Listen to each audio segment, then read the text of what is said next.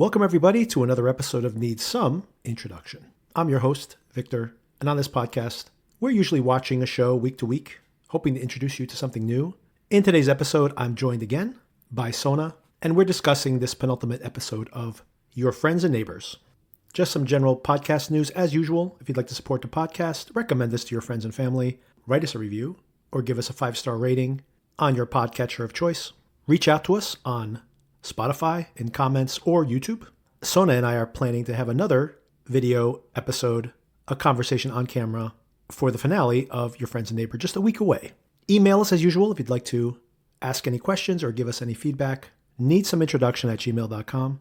And later this weekend, Darren and I will be discussing Mobland, also a week away from its finale, the third episode of Murderbot, and possibly reviewing the new Mission Impossible and checking in on the HBO crime drama Duster, and also check that episode for my reaction to last week's episode, a really excellent episode of television in a show that I really don't appreciate that much, The Last of Us, which is also wrapping up this week. A lot of wrapping up here right towards the end of the month, but do expect that commentary as part of that upcoming episode. So all things to look forward to, continuing to cover Murderbot on Apple TV+, Mobland wrapping up in just over a week, and of course, just 1 week from today, the finale of Your Friends and Neighbors. So before Sona comes into the conversation, a quick recap of this week's episode. Following last week's events, Coop is arrested at Paul's funeral. And of course, this is the talk of the town. At his bail hearing, it turns out his dad shows up, having liquidated his IRA, to bail him out, bringing him a turkey sandwich to boot. And that's the only person on his side of the aisle. Sam is there as well, but does not make eye contact. Does she legitimately think he killed Paul? Or is she just hiding something herself? As the episode opens, we actually have this group of women in a sauna, some of which we've seen before, speculating on, is it possible that Coop could be responsible for this murder? Coop immediately gets dropped off to meet with Mel, and Mel just still does not know what's going on with Coop. And of course, she just found out that Coop's been sleeping with Sam. So things are complicated to say the least. And of course, she still has a thing for him. They've just had sex themselves recently. And she just doesn't trust him around the kids. This is more spiteful than anything else, but understandable at the same time. When Coop gets home, Allie warns him that the cops were looking down in the basement, which of course he immediately worries that they have found his stash of cash. But it turns out to be missing. And he finds out pretty quickly that it's not Lou who stole it.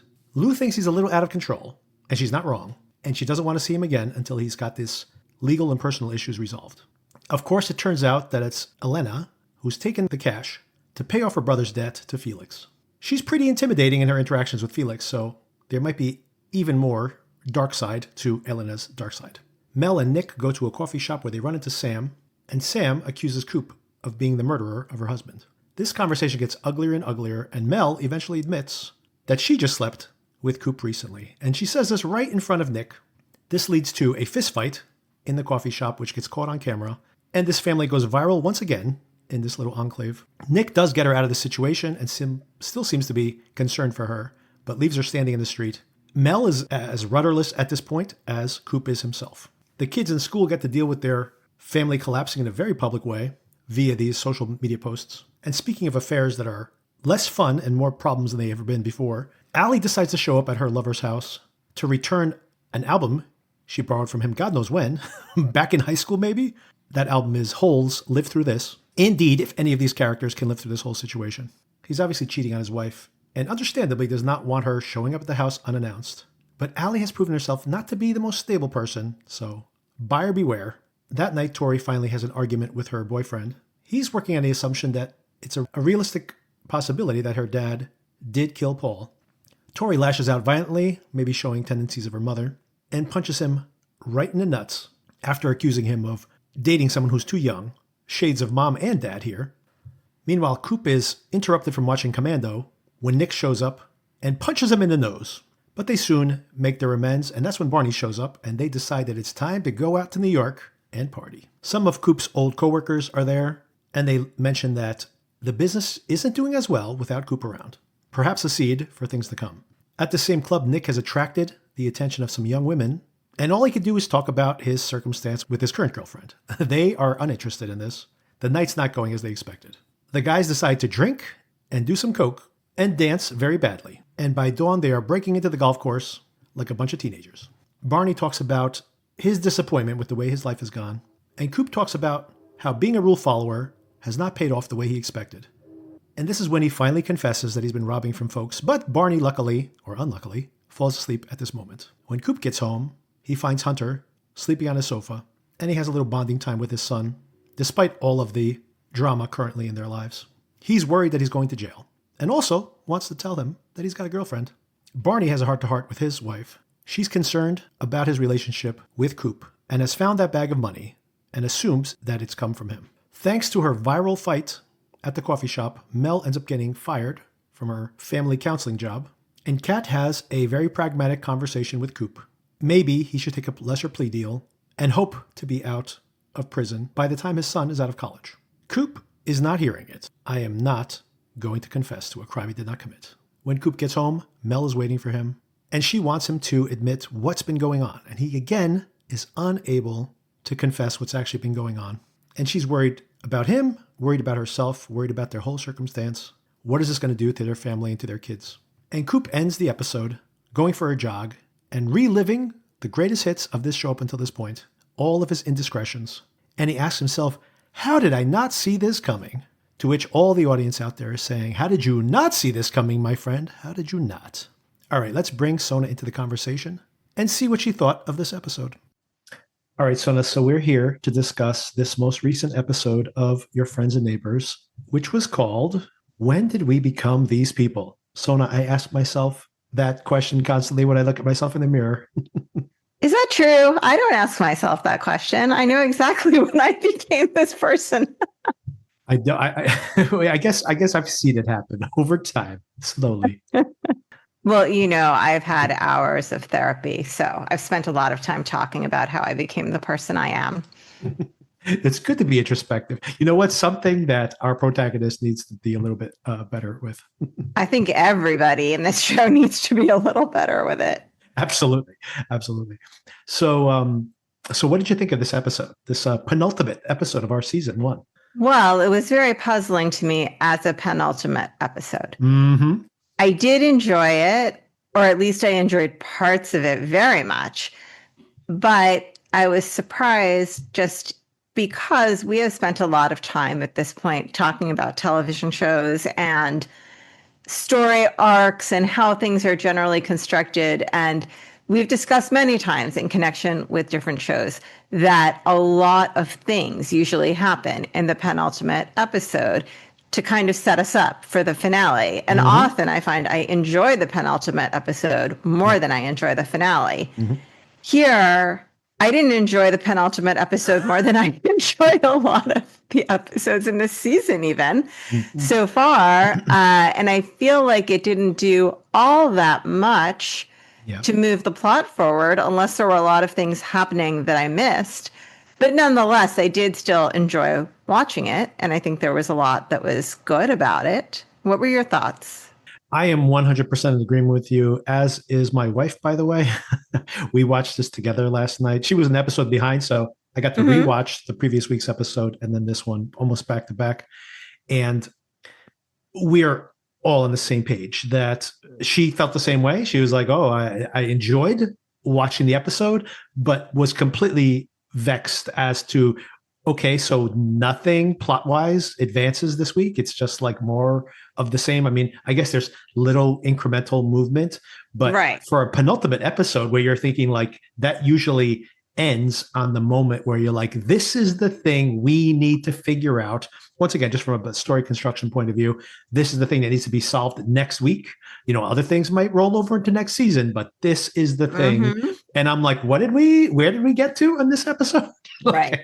It was really, really head scratching as to, and I think my personal opinion, I think this is the worst episode the show has had.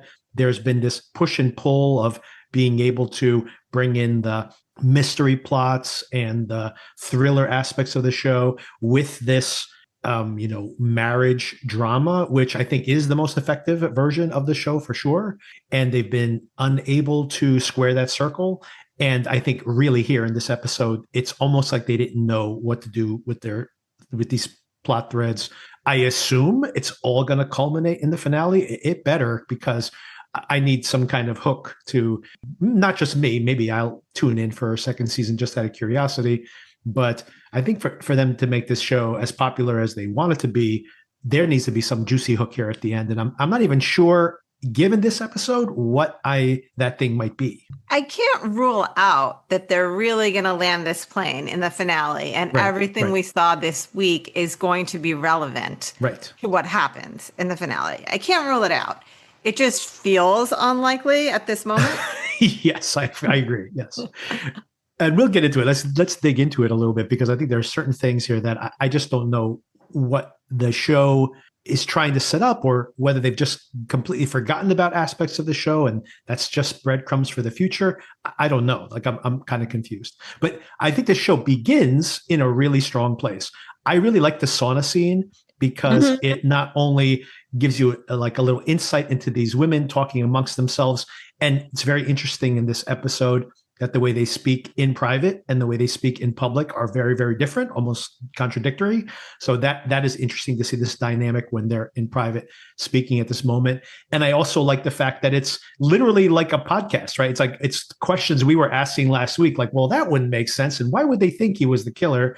And they have really good rationale to explain the kind of obvious Dateline NBC, well, he was sleeping with her. So, and then people start saying, okay, this guy doesn't know how to shoot a gun, but he suddenly is a marksman. And there's a lot of questions as to whether he could possibly feasibly be the killer of Paul. But I did think this is probably the best scene in the whole episode at the very start. It was a good device for catching us up with the plot and all the questions that we should have on our minds as the viewer. Right. But I think the best scene was the club scene, because that was super fun to me. That was fun, but it seemed like really like the wrong time for this male bonding. It was weird. Yeah. It's a strange time for this scene to occur, I would say. Yeah. It's a very long. I think the other problem too, me and my wife both had with this, I did enjoy the general idea and the highlights of the whole clubbing situation, but it was a little protracted. Like it is a big part of the episode. Like more than half of it is just that section there. So maybe it went on for a little too long for me. I did like one more thing on that Sona scene. I did like the fact that at one point they're like, he was very calm when they arrested him. He would have to be a sociopath. So maybe that does prove that he might be the killer. And I'm like, I have accused this guy of being a sociopath throughout our entire coverage of this show, because he is way too relaxed in these very, very stressed out situations. Fair. And something else, this is completely a tangent, but one of the things that occurred to me, not that this show is supposed to be super realistic, but, and maybe it tells us something about the detective character, there was no need to arrest him at that funeral. That guy's not a flight risk. You know where he lives. Right. They easily could have done it in a more discreet way and chose not to. That was a comment I actually meant to make last week, and I forgot. Yeah, I mean, I think they're trying to make a point there, so that I buy it to an extent, although, it is questionable as to why she is being so aggressively confrontational with him. But maybe it's because she doesn't really think he did this, but he just knows what's actually going on, and she's trying to push him to confess. And there are multiple times here in this particular episode where he can confess everything that's been going on.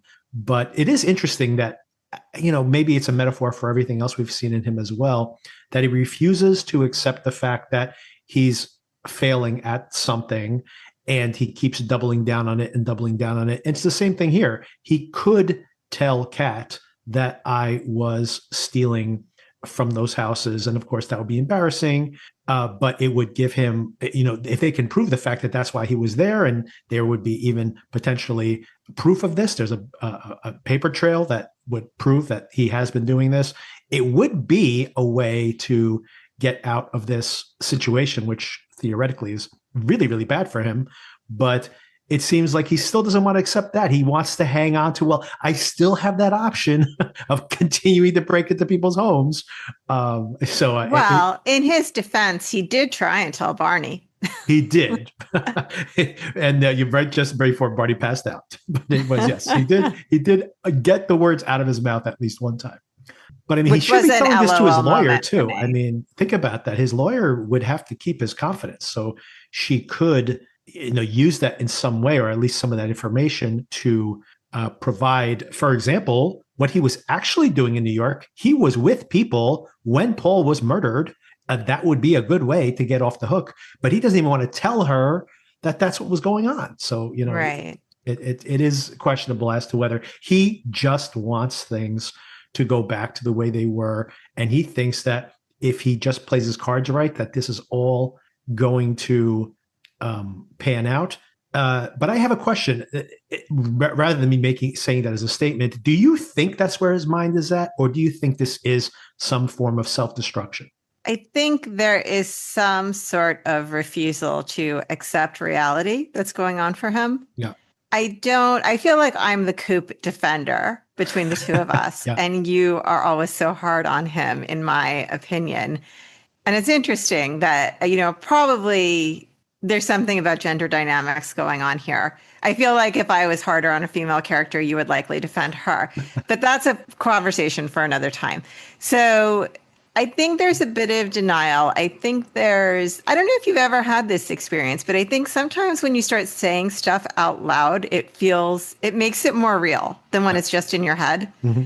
Even though it is a very real thing that's happening and you cannot deny the facts, discussing it with people makes the dire nature of the situation more realistic to you. And I feel like there's some denial going on with him, that he feels like this is just a gap he has to bridge. And right. This isn't forever. He's just got to keep it going for long enough until he can straighten everything out and get back on his feet. And I don't think he's accepted that this has spun out of his control. At the very end of the episode, he says that seeing or remembering, or in his mind, playing out all these events that happen one after the other, it's as if he had designed it this way on purpose. And then he actually says that in the end, I just asked myself, how could I not see it coming? So 2 points to that. One is, it really is as if, what he's saying, it's like he's surprised to think back, how could this have all happened? And I'm like, these were really egregious decisions that he made along the way. He should have been a little more realistic about what he thought the outcome was going to be. And also the fact that, I love that final thing he says in the episode. Ironically, love it in the fact that he says that, how could I have seen this coming? And I'm like, anyone who's watching this show knew things were going to go really, really badly, considering most of the decisions he made along the way. That's why I was curious about whether, one way to read that is he's in complete self-denial, or it could just be that he's so entitled up until this point that he just assumes everything's going to work out for him. But he doesn't seem to be that unaware. So that's why I'm curious about that aspect of it. And then the other aspect of it is, is this a form of self-destruction, right? So, he did sleep very peacefully once he got arrested. So I do wonder if that was, like you mentioned in our conversation last week, if that's his get out of jail free card from having to keep supporting everybody, is to be like, right. I'm in jail now. I'm broke. They're going to take all my money if they find me, civilly liable for this person's death. So you guys are all on your own now. Well, it gets worse this week with Mel losing her job. So exactly. I was thinking about that. Not that she has that much money, but now she doesn't even have that. And being on the outs with Nick. So she really is. Yes, exactly. A bit stranded. Yeah, exactly. You'd hope that maybe Nick will help out just because of the kids, at least, maybe. This would be a way, by the way. You think about how he wants to go back to a simple life and just run off together. We'll see how things land in this episode, but at the end of the season. But you can imagine him getting caught dead to rights on all this. Not the murder, obviously, but losing everything potentially. And I don't think this is the direction the show's going in, just to be clear. But it would be funny to be like, by blowing up his life, they have to go on the lam together because that's the only option they have. They have to go he's going to go pump gas somewhere and they're going to live in a very, very modest apartment all together. And no one's going to Princeton. Let's hope it's not a Thelma and Louise situation. Oh, let's hope not. That's a good point. But to go back to what you were saying about the final moments, I did identify with that, obviously in different contexts, but haven't you, maybe this goes back to our initial exchange when we started this conversation. I personally, at certain moments in my life where I am feeling dissatisfied for whatever reason, I try and trace back the events of my life to, what was my last feasible chance to avoid being in this situation. And I kind of review all the decisions I made, and I often have to go back over 10 years to say, okay, had I done something different on that specific day, if I had made a different decision then, I probably would not be here now. Have you never engaged in that sort of weird internal exploration? You know what? I actually think that that is absolutely true. And I think everybody does that. And you think about it in, the context of things would have been different if I made a decision a year ago, definitely 10 years ago, right? There's like the whole domino effect. Although at some point you go too far back and you start thinking about everything would be different if you changed things 10 years ago, right? Yeah. But so that's part of it too. But, and I completely agree. If that was the case, if he's flashing back to like decisions I made 15 years ago, 25 years ago, why did I ever become this hedge fund manager and get so addicted to this very high lifestyle, those type of decisions? But he's like, the decisions I've made in the past 3.5 weeks. Okay, fair. You see what I'm saying? It's just like, but that's when his life of crime started. Right, exactly. Oh boy, it's so funny. But so let's go back to something else that happens very importantly here in the episode, which is, of course, that Mel and Sam run into each other at the coffee shop. She's already, in social media famous because of the viral video of the arrest of Coop. And now they add on top of that, because now Sam and Mel get into a slap fight at the coffee shop. And worse than that is that she, standing right next to Nick, confesses to the fact that she hooked up with Coop. And that's part of the reason she's jealous about the whole situation with Sam. Sam, going back to my theory last week, which I still believe is partially true, that but I'm pretty certain that one version of that, death of Paul is that Sam is involved with this cover up in some way. I now believe that Sam hired somebody to do this. Oh, you really do? Okay. Well, see, I'm on the opposite side of this. I felt like she was so convinced when she said that your husband killed Paul, the way she said that she, if she believes that she, I get where you're going. She wasn't involved with that. Tell me why you think she's responsible for the murder now. Well, my well thought out theory is I just don't like the way she's acting. I mean, that's an important piece of it, right? If you consider that she is acting shady, there might be a reason for that, for sure. Yeah, I think she knows Coop well enough to know that he wouldn't be the type of person to kill Paul. Then why do you think she would be making this insinuation to Mel? I think now she's fully into her cover-up. I'm starting to sound like a conspiracy theorist. You really are. Going down the rabbit hole. But in order to support her cover-up, now she's decided to throw Coop under the bus. Maybe she's the one that planted the gun. I don't know. It could be. I mean, there is, by the way, she's always been partially on the suspect list of mine, because I did find it very interesting when they were talking about the guns and that there was another gun that was discharged. She's like, my gun's in the safe. It's never been discharged. It seemed like very rehearsed that she was going to say that. So I am a little curious as to what's being indicated there. I just can't imagine. We haven't seen anything in her character that she would be that cold-blooded to basically have Paul murdered and then have Coop take the blame for it. It seems to be very premeditated, if that's the case. But what did you think of poor Nick, by the way, who still stands up for Mel and says, you got to get out of here right now, like trying to protect her. And then the second he gets outside, he's just like, I can't believe you did that. You're walking home. Yeah, so, I mean, I don't blame him, right? I mean, she has lost it completely because like really cutting off your nose to spite your face. She didn't plan on telling Nick that this happened, but Sam gets under her skin so much that she has to prove that she has this over her and hurt her. So she says this, even though she's blowing up her life in exchange for having that satisfaction. Yeah, exactly. It's like, it's so spiteful and so short-sighted for sure. And of course, like you mentioned, this actually ends up getting her fired from her job, Mm-hmm. which of course Well, not the only is a punch, I financial think, issue. more than anything, but yes. Right. Sure. Absolutely. This culminates somewhat with Nick showing up at Coop's house, and Coop's like, "Hey, what's up, Nick?" He gets punched right in the face, but then Nick immediately apologizes because I guess he suddenly realizes what it was like to be on the opposite side of that. Mm-hmm. And then when Barney shows up, they decide to go party it up in Manhattan. Lots of cocaine and lots of drinking ahead of them. They run into some of Coop's coworkers, and I think they're not only an excuse to introduce cocaine into the equation. Yes. They're also Agree. there to talk about how the hedge fund is falling apart without Coop around, which I think is Yep. not a little throwaway. I think this is going to be I important to the agree. plot later on.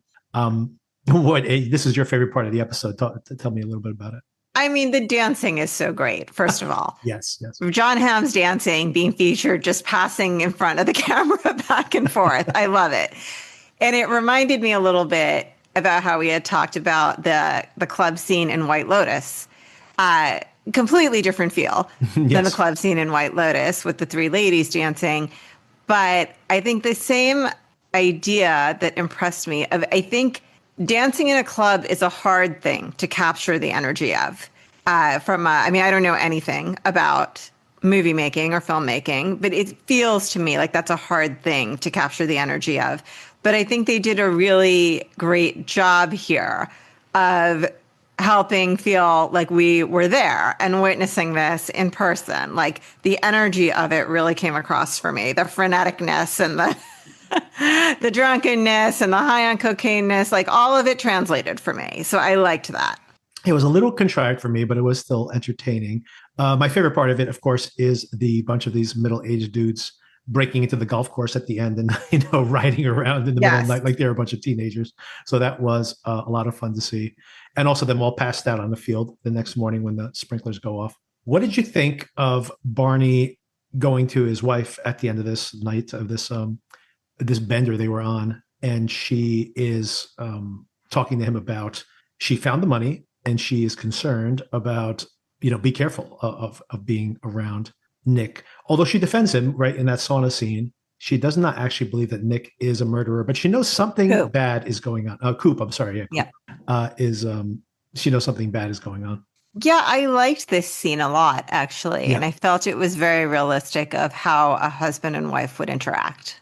It's also interesting to have a little additional context to Barney in general. We see him have that confession with Coop, where the title comes from. Yes. Like, when did we become these people that he just is basically just planning the next thing he's going to buy, and then you buy that thing, and then you plan the next thing. You don't even get to appreciate the thing you bought, which I think is a lot of people probably feel that way oftentimes, right? You just eventually run out of things to look forward to, so you just have some kind of prize you give yourself at the end of this life we live now. Which can be repetitive, and we all go to work on a regular basis and do the same things day after day most of the time. And he's just kind of questioning all of this. So I thought that was interesting. It reveals something that probably was happening inside of Coop as well, whether he would admit it or not. And yeah, and it's a kind of and it obviously fleshes out Barney a little bit more. And you see probably part of why they are close friends is this way that he's expressing something that Coop probably has not expressed to himself even now, or maybe now he has at this moment when he's stealing these things from everybody. That I also really enjoyed the golf course scene following and the exchange between Coop and Barney. And as I mentioned before, it was just an LOL, like I literally laughed out loud moment for me when Coop says, "So I've started stealing things from people."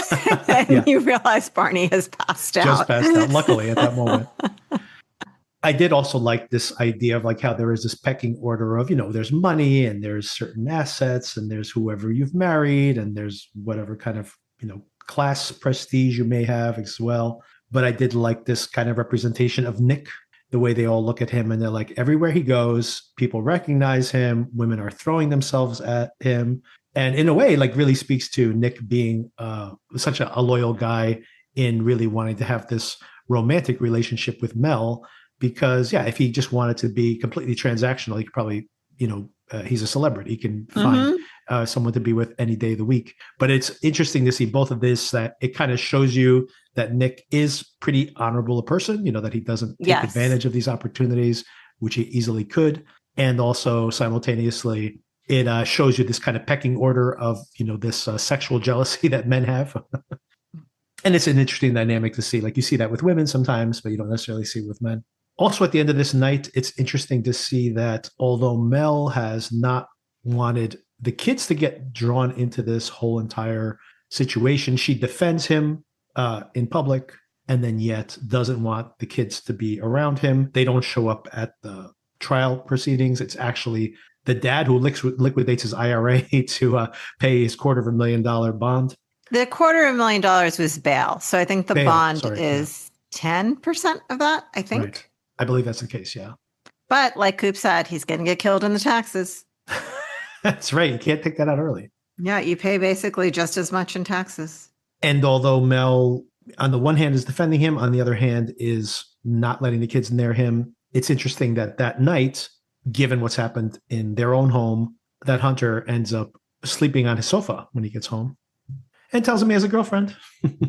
What did you think about the kids' dynamic? Not only the whole Hunter thing coming and staying with the dad, but what did you think about Tori finally having that, maybe the final breaking point with the boyfriend? I forgot to mention last week, by the way, when the boyfriend shows up at the hospital, where Coop, who's just woken up from his drugged sleep, is like, "Oh, I thought you broke up with him." Right. Well, I guess she hadn't gotten around to it yet. But maybe now. She punches him just like her dad did when he says, "Well, he does seem like the most likely suspect for this murder." I mean, I love the kid's loyalty, and I take the boyfriend's point that it would be very hard to accept that your parent is a murderer. Right. So I do get where he's coming from, but I think, in this particular scenario, we happen to know that he's not a murderer. So I respect the kids' loyalty in defending their dad, both with the son from Mel, kind of, he still reached out to his dad regardless, and with the daughter against the boyfriend. And I loved her closing remarks of, "Why should I trust a college guy who's dating a high school girl?" Right. Which, very valid point. It is interesting. I've been seeing these parallels between the kids and as a metaphor for what the relationship between Allie and Coop must have been when they were younger. And now I'm starting to think about not the relationship between them, but the parallels to their parents, because we see Mel, who seems to be put together, but then is really not. And then she lashes out violently when she has like an uncomfortable truth to deal with. And the exact same thing happens here to Tori, right? Where Tori is like, having a conversation with him. And then the second that she gets cornered, she, lashes out. Turns to violence. Yeah, she turns violent. And not only that, but also attacks him too, right? She eventually says all the things that her dad had, said, "Well, why is this older guy dating this younger girl at all?" And then she, calls him out for that and punches him as well. So it's like maybe both the parents personified in her. Yeah. And we see the son, we see Hunter being the more passive one. And maybe that is what we see again in Coop as well, right? I mean, we finally have something that maybe we almost literally said here in our conversations previously, that he was a rule follower, and that he discovered, this is when he's talking to Barney in those moments before he almost confesses, that he discovered that he didn't know the rules, and maybe there are no rules, right? So maybe that is this, he thought, and not only did he think, but he had been a rule follower. He got the scholarship. He went to the Ivy League school. Is Princeton an Ivy League? Is it considered? Yes. Yeah. He, got the right degree. He got the right job. He got the right promotion, and he played by the rules. And his wife cheated on him, and he lost his job, and he got screwed out of his money at the office. And everybody just has their hands out waiting for him to give them more. And he's just like, "I'm not playing this game anymore." And I think that's part of the reason, obviously, that he's turned to a life of crime, because he feels like everyone's taking advantage of me. I'm going to take advantage of them as well. But it is interesting just have him actually come out and actually say that in the course of this episode. But maybe Hunter going back to the point of that correlation with the parents, I think Hunter is more probably like he was when he was younger, probably the quiet one. He had this very bullying mother, as we've seen here. And he probably just went with the flow and he didn't get in trouble. Allie was the one that was always getting in trouble. She was the wild child. And he was just put his head down and did his work. But once again, I guess in his own mind, has not paid off the way he wanted it to. I mean, I'm kind of wondering if Hunter is neurodivergent at this point. Maybe a little bit. But I feel like they would have mentioned it if he was. Well, he has ADD. His ADD, right? Right. That's true. That's true. I mean, the attachment to the headphones seems like yes, that's a good point. Yeah, a little bizarre for this age, but neither here nor there, I guess, to your bigger point. Having spent time with a teenage boy not that long ago who was about this age, I remember there was a period of time when my younger nephew was basically, they, make a joke here, like getting them to speak like one sentence is like right. pulling teeth. Right. There was a period of time where it literally was like, do you want a sandwich? Getting a response to that was like asking a very personal question. Like, sandwich, yes or no? Can I get one syllable from you, please? A thumbs up, maybe. So there is a period of time when I guess boys just become very surly. I'm not sure what that is, but I guess I probably. I mean, I think I might have started early. My 8-year-old can do it. Oh, I know. We had to talk about it this morning before school, and I am not a morning person. I don't want to have those talks before 8 a.m. Oh, yes, I know. I was just reading that Wall Street Journal article he published recently. It's like, why is my 8-year-old suddenly acting like a teenager? It's like, yes. Oh, I don't know that one. Oh, you should check it out. There's an article. And they're basically saying that it's hormones, that the hormonal triggers are coming earlier for some reason. But it's like a prepubescence. So it's just like, great. Just more, just a little preview of what you're going to have to deal with soon, Sona, on a daily basis. as am I. I mean, I don't want to get into my personal life too much here because I know some people don't love that according to the reviews. But my 8-year-old also came home with a black eye this week. So it's been a week. Oh, no.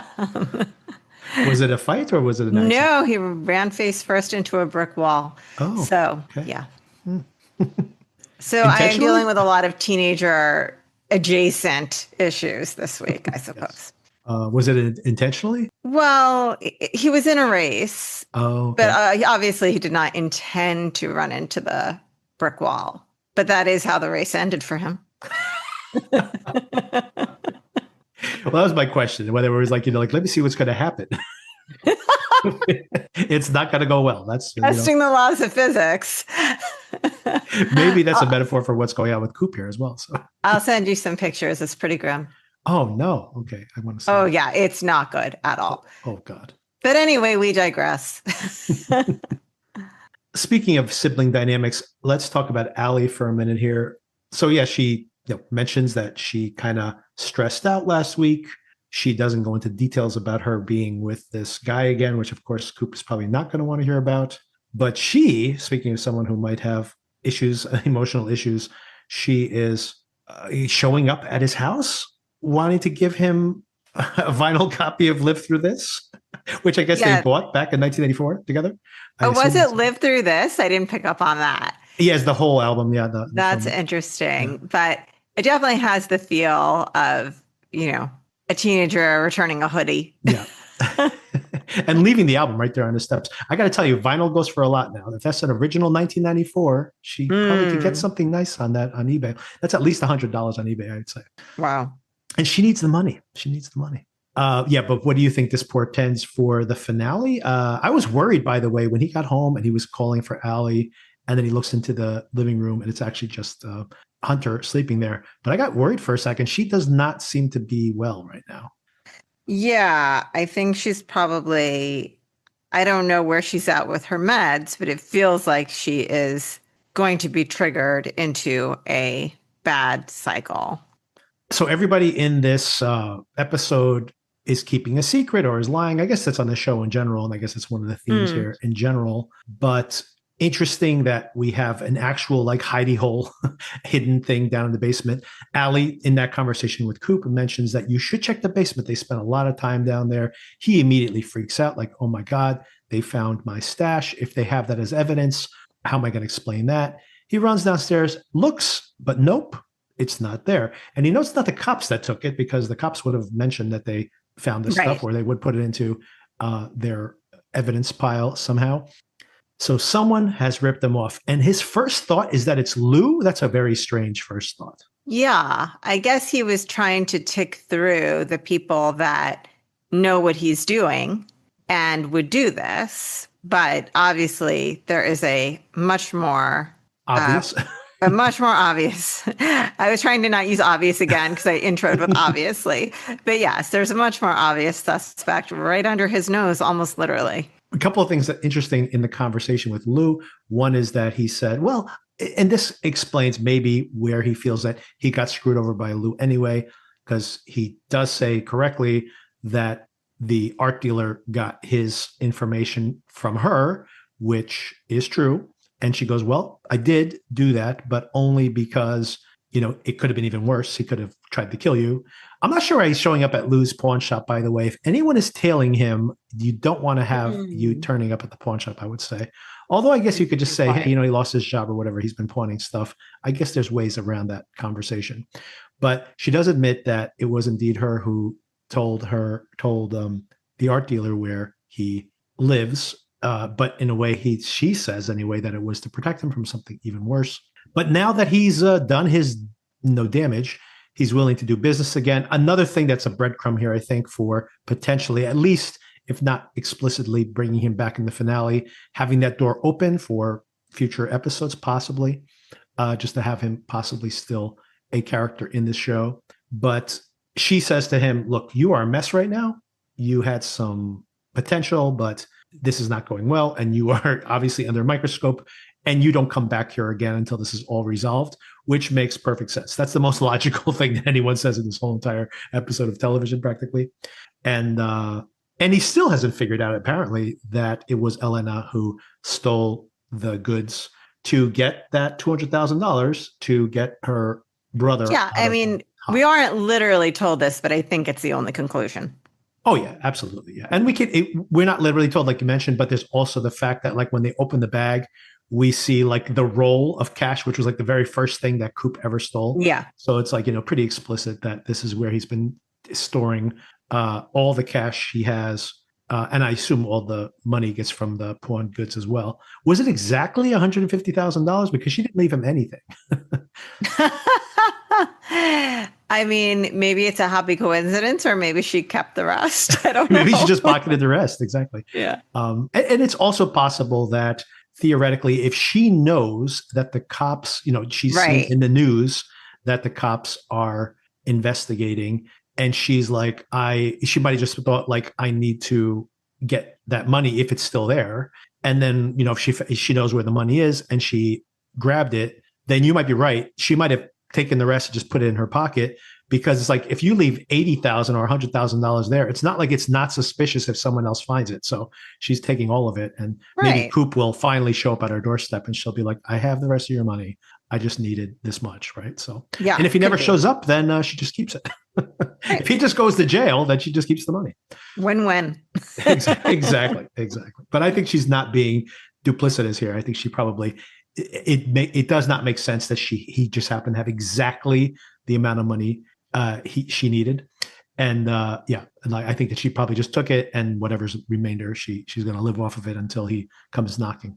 A couple of other things as we get towards the very end of the episode.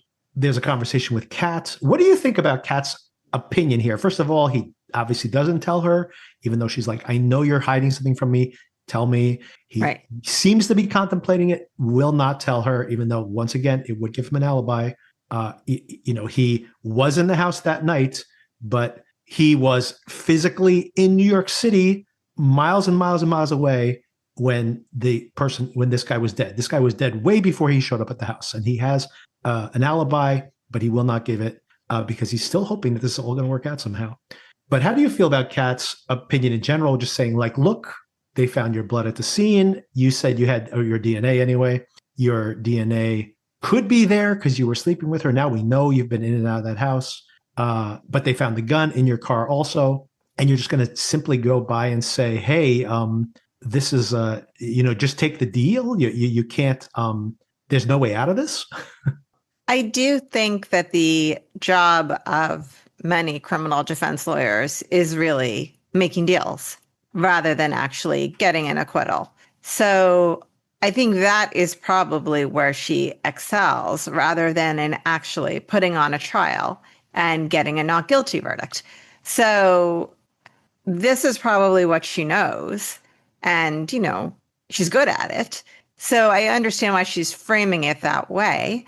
But I think Coop has the thing going that we've talked about before of people believing, well, I didn't do it. So why should I make a deal? And how could this end in anything but a jury realizing that I didn't do it because I didn't do it? And, especially for a certain demographic, I think it is very hard to imagine that you could be put in prison for something you didn't do. So I think this tension is very realistic, but to your point, I think it could go a long way if Coop actually said what's going on, because probably she's also sensing, having worked with a lot of criminals, that he is hiding something, as she says, and she probably assumes he's hiding something related to the murder because that's what she knows, right? Yeah. So I think it would be very helpful if he could just spill. Yeah. I think you make a really good point that in two ways. One, I think you make a good point that she's had this experience before, and she's assuming that there's another shoe to drop. She doesn't know what that is. So she's just like, your best advice, given the worst case scenario of whatever that is going to be, that you take this plea deal. But then on the other hand, it is another way to think about it too, is this whole idea of him being like, well, I didn't do this, so I can't go to jail for this. And being very much that is the rule follower version of him. But you do have somebody who literally just had his cash stolen by a thief from him, cash that he stole from other people who theoretically are entitled people who are stealing that cash from other people in more legitimate ways. So it's like when you're in this pyramid of stealing from each other, it's kind of hard to be like, no, the honorable thing always prevails. So he seems to be a little out of touch with his own current lifestyle. But and I mean, of course, there's the whole, who's cheating on who and who's actually rich and who's actually about to go broke and all that illusion as well. So it all seems very, very naive for him to be like, but I didn't do this. I can't go to jail for this.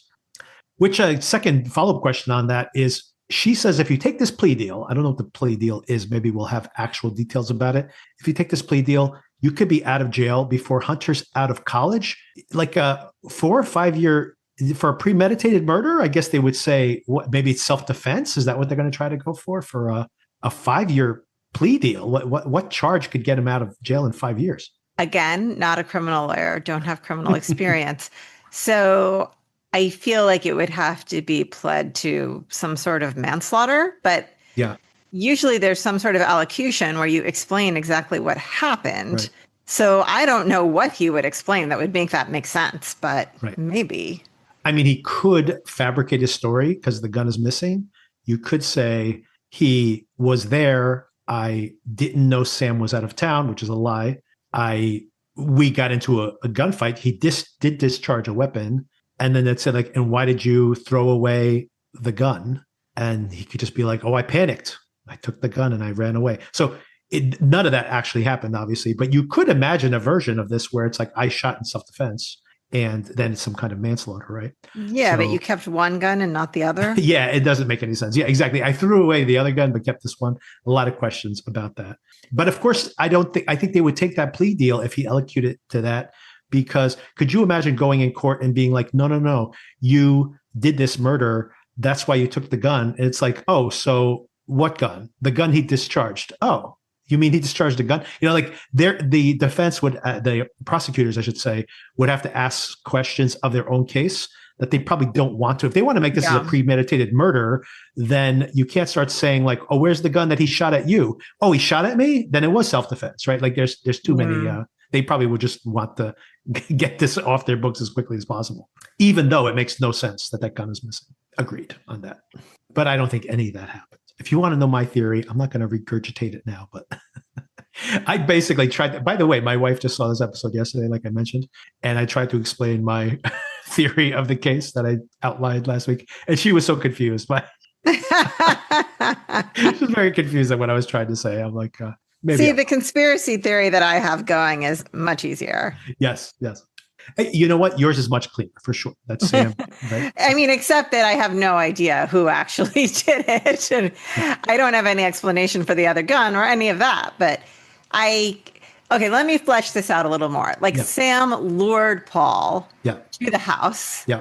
Someone's and waiting obviously there. Her motivation is money and hatred generally. And had somebody waiting there to kill Hernandez, him. the detective. Who we didn't see at all this week. Right. Good, interesting point. And so, I'm going to go. And Paul had started carrying a gun because, I don't know, his diner business like involves the mob. And so now he carries a gun. Paul was ready with a gun, but obviously ultimately lost. Yeah, that's what I'm going with. I mean, I don't think my case is that dissimilar from what you just outlined there, from the fact that, it's very similar in the fact that the only question you have is who was the person in the house waiting for Paul. And I would say, well, who's the person who's been nefariously contacting her, without explanation? It's Hernandez. And Hernandez happened to be the guy who found the gun in Coop's trunk. Interesting, right? So I don't think we disagree necessarily on our theory of the case. But my bigger question to you is, where do you think this is going from the standpoint of where the show is going at this point? Do you think like we're going to end it with Coop on trial? They set the trial date. What is this? How many months out? Oh, I wasn't paying attention to that. I think it's months out. So do you think we're going to jump ahead to the case? Do you think we're going to see him, like season 2 is going to be him stealing stuff in this interim before him going to court? Do you think that the case is going to fall apart in the 11th hour? Like, what do you have any? I mean, this is pure speculation at this point. We have no idea. And by the way, nobody does. I think I mentioned this to you that the critics only got the first 7 episodes. Okay. So it is funny to think about the fact. I was thinking about this today. I'm like, did they not show the critics the rest of the season because they wanted to keep the final twist under wraps? Or was it because episode 7 was a pretty neat place to end the storyline temporarily? Like if you were waiting for the rest of the shows, and this particular episode is pretty bad. So they didn't want the critics to see this particular episode. I'm not sure which direction that would go in, but if you wanted to speculate at all, just, obviously pure speculation, where you think the season might be headed for the finale, I should say. I don't think we're going to see a trial. I also don't think there's going to be a trial. I don't know why. I just don't think so. I am worried that we are not going to have the answer to this murder by next week. Yeah, I worry that too. I really do want this murder to be wrapped up by next week. I feel like this is not, I feel like this murder, while interesting, is not enough to be like a holdover thing to the second season. I agree. Yeah, I do not want to see I was trying to play these scenarios out in my own mind yesterday, and I was thinking there is a version of this show where he knows things might go really bad for him. So now we're like building up to the case over season 2, and he is trying to work all these different angles to like steal and to maybe blackmail his boss to get access to that cash. And, maybe steal some artwork and take even more brazenly do some thefts to stockpile as much cash as he can to protect his family while the case is ongoing. I honestly don't want to see that version of the show. I'm not very interested in that. But then if somehow he's off the hook for the crimes, for the murder, I should say. And I do hope that they do resolve that. I don't know what the big hook for next season is. It's just like he's going to go back to stealing again.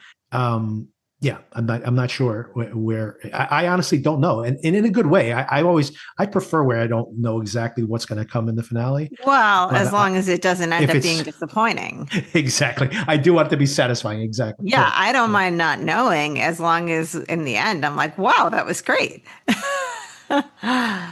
And I worry here that maybe Yeah, agreed. this show is a little too ambitious Yeah, yeah, by setting so many things into place and so many plots into place in different, not genres, but different contexts, right? Like the angst of middle-aged life, yeah, and also I'm stealing from my neighbors, and also there's a murder, and also this art heist guy is out to get me. I don't know. And also my sister is about to have a depressive episode, and right. like it Yeah, just, I worry. yeah. Maybe they're going to land the plane and it's going to be great. And I will be so excited with whatever cliffhanger is set up for the second season. Because I do think there will be a cliffhanger for the second season. But I don't know. Yeah, I honestly don't know what that cliffhanger would be either, or more so, I can imagine a bunch of them, and none of them are really that satisfying to me at this Right. None of particular them are what moment. I want. Exactly, exactly.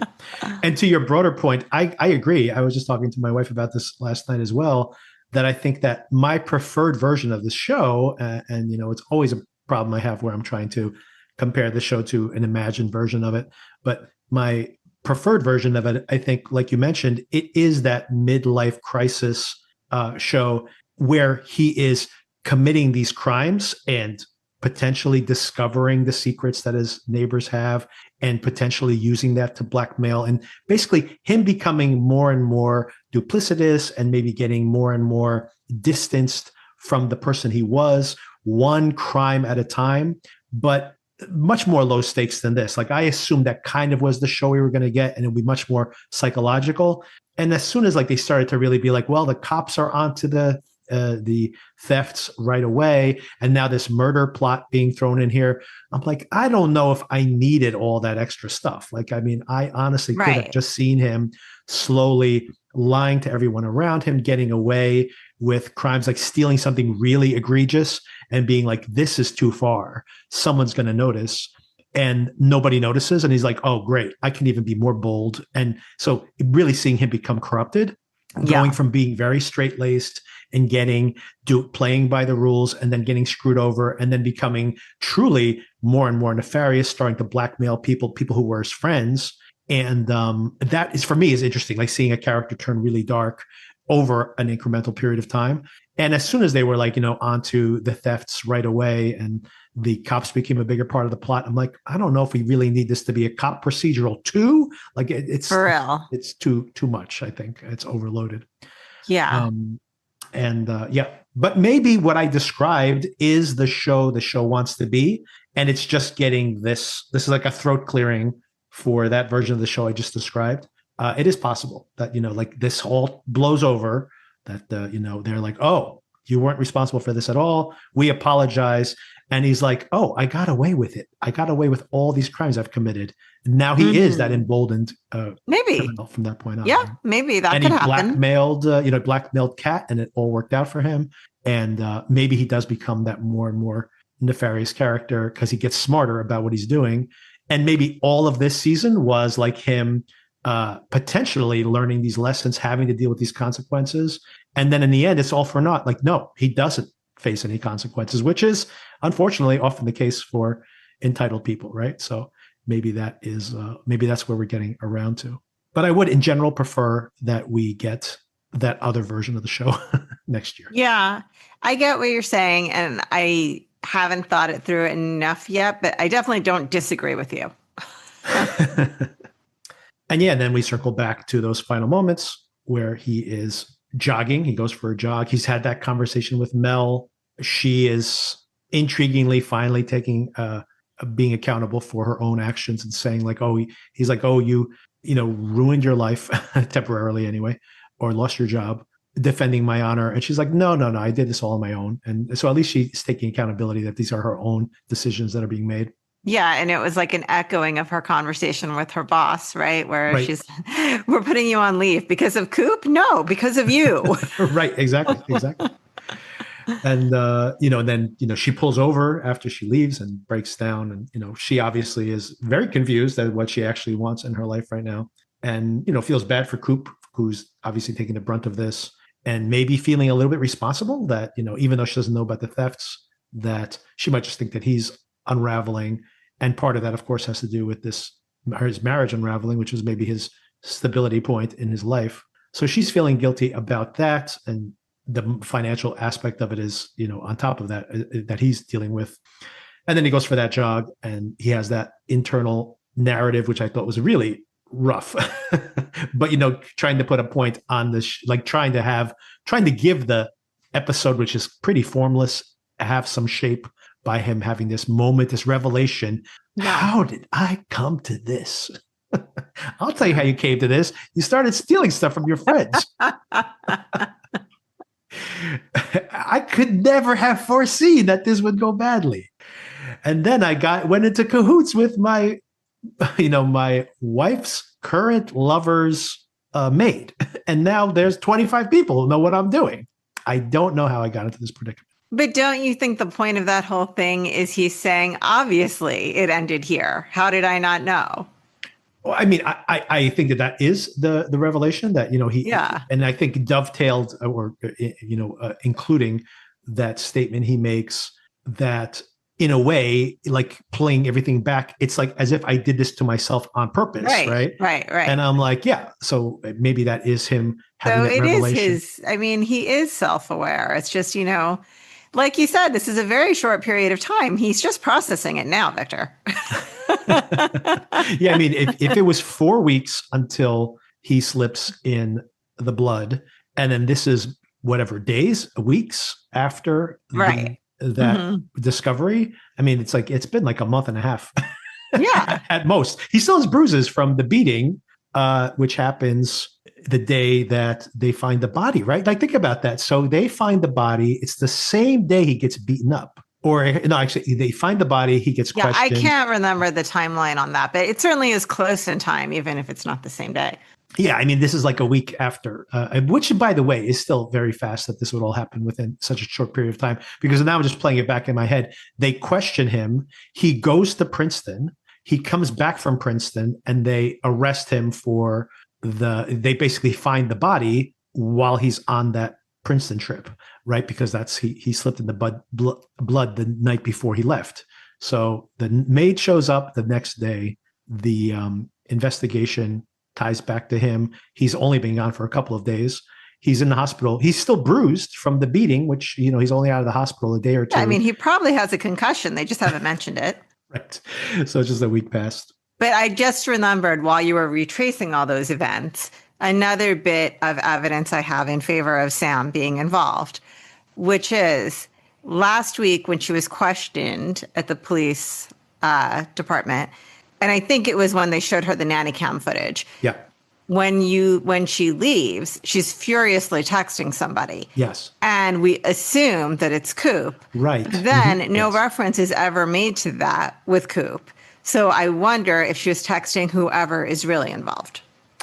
Good point. Yes, that's a really good point. I, even in rewatching it last night with my wife and playing back that scene, I didn't even make the connection. I just assumed it was Coop. I did too at the time, but now there's been no reference to that, and she seems to have turned on him. Yeah. And I was also going to say that Coop also had, what was I going to say? Oh, that Coop had been ignoring so many communications. Like, when he's in Princeton, Ellen was like, they're in your house. And she's just like, oh boy, let me just turn my phone off. How annoying. I'm like, you shouldn't turn your phone off right now, buddy. You're literally being investigated for murder. But I was like, that's just more of that. But I think you make a good point that there's no reference that he is communicating with Sam. And maybe she shouldn't be texting him immediately after that, considering he's now the suspect. I mean, she was like in view of the door. Like, she really barely left the interrogation room and she starts texting. Yeah. It would be funny if she is indeed texting Hernandez, who was like maybe in the building at that time. So that would be funny too. You're like, but I can make it work with my theory. I will keep doubling down.